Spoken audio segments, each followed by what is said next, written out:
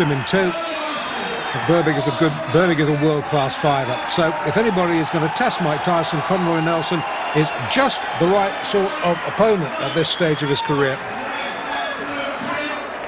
The cornerman you might have seen wearing the ring jacket of former world light heavyweight champion Matthew Saad Muhammad from a few years back. Tyson just looks awesome, doesn't he? This, as I say, fight number 13 of the previous 12.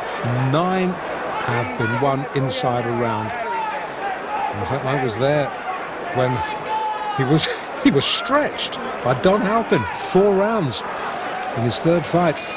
So here we go then, round 1. Both boys in white.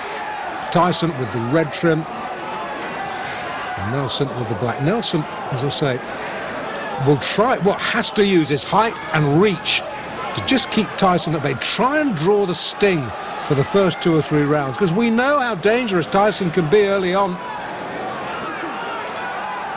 And Nelson on his bike early, guard held high, peekaboo style. Won't want to let it drop. And Nelson can hit. Tyson needs to be a little bit careful this fight. He's been able to get away with liberties in 1 or 2 of his early fights because he has known his opponents cannot hurt him. This is not the case in this fight. If Nelson gets an opening, Nelson can bing one in. Touchdown briefly there, thanks to body shots. The right knee just clipped the canvas. Oh, he's shaky. He's so shaky, and we're only in round 1. And this is a good fighter. I can hardly believe what I'm seeing. Sit down, please, sir. Thank you. This is the trouble when we're crammed in alongside spectators at ringside. Somebody gets excited and stands up in front of the camera. We can't see. More importantly, you can't see. Tyson can see. Tyson likes what he's seeing. Well, while our vision was momentarily obscured, Nelson seems to have recovered a little bit of equilibrium. In fact, he comes back with a short chopping right of his own there, gets through, but he's covering up very, very tightly now. If he was under any illusions just how good a puncher Mike Tyson was, those illusions will have been sorely shattered. Tyson just falling centimetres short with that big arcing right. Referee just letting him get on with it. Just a little word. Don't keep it too close, boys.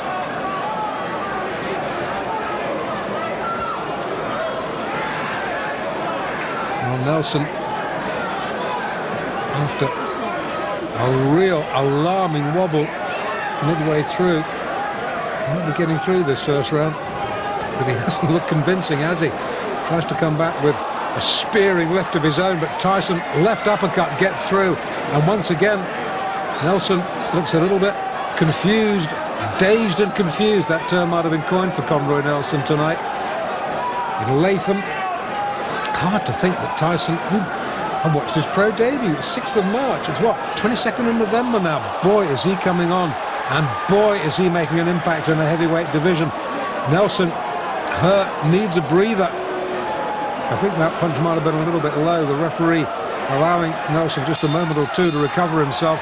Gets clipped with a left on the belt. And somehow, well, the ref comes over, says, just keep your punches up. Kevin Rooney tries to wave him off. The referee says, I'm in charge here.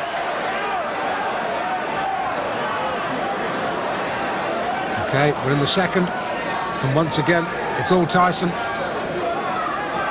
And Nelson, who was in deep trouble, is in deeper trouble as the left hook, which is fast becoming a Tyson trademark, sends him down.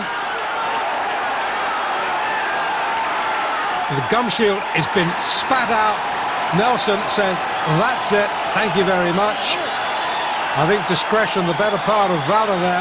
Conroy Nelson spat the gum shield out, walked back to his corner.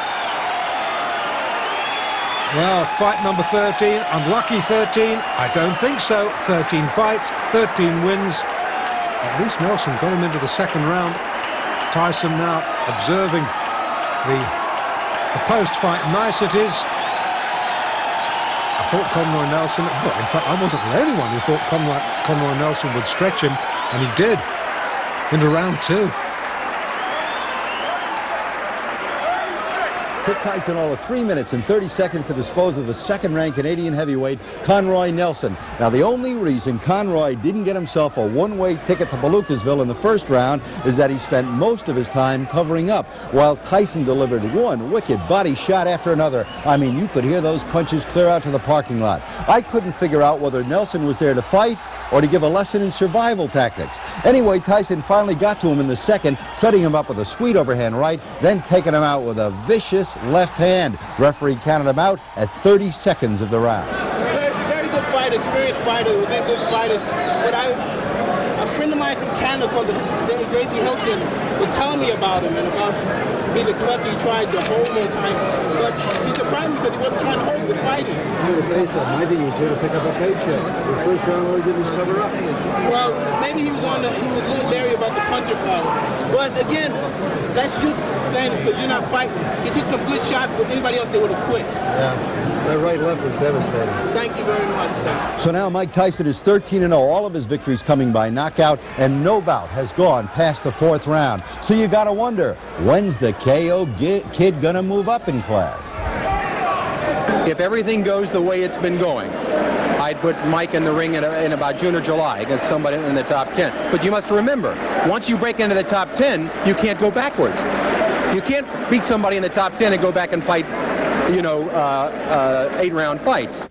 Jim, nobody's looking for Mike to go backwards. No, the sooner he moves against some real class, the better. I mean, this kid doesn't come to box, he comes to terminate. Tyson's rare talent had grabbed the attention of the boxing world and was drawing in the crowds. Yet at this stage, not one of his fights had been televised nationally across the U.S. More of Mike's early fights coming up in the next Tyson Raw and Uncut.